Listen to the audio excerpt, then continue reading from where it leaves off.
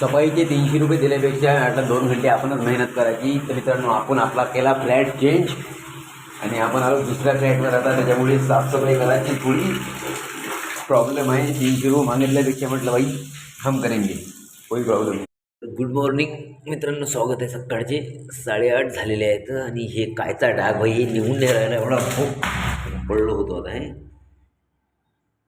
राग कंट्रोल करायला लागते मला भाई.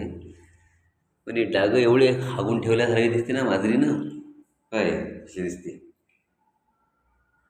काही हानिकारक नाही म्हणून एवढं काही गंदगी नाही आहे. पण कसं आहे, चांगलं दिसलं पाहिजे थोडं, त्याच्यामुळे हेलपाटे घेतले अर्धा घंटा. पण जमलं नाही, शेवटी आपण त्याला कधी राहू देऊ. म्हणजे जी गोष्ट साध्य होत नाही त्या गोष्टीपासून लांब राहिलेलंच बरं. ते जाऊया तिकडे. मित्रांनो, आपण गेला फ्लॅट. सुंदररित्या आपल्या फ्लॅटची साफसफाई झाली. आता आलो आपला पसारा नाही आले. पसारा म्हणजे एवढा मोठा नाही आहे, एक बॅग आणि छोटी बॅग, बस एवढीच आपली दुनिया आहे. नंतर आपण रात्री थोडं रिलॅक्स होतो, कपडे वगैरे धुतले आणि सकाळी साफसफाई केली. म्हणजे बायाचे कामं केले. बायाचे कामं करणं म्हणजे एवढी कठीण गोष्ट आहे ना.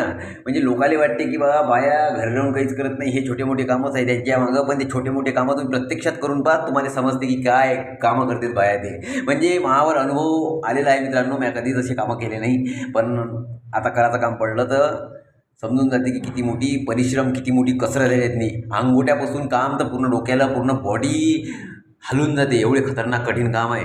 तर झालं, आता या सोसायटीला बाय बाय करावं लागेल.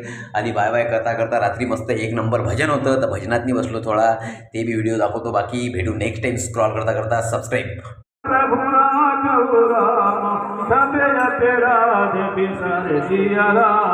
राम चरण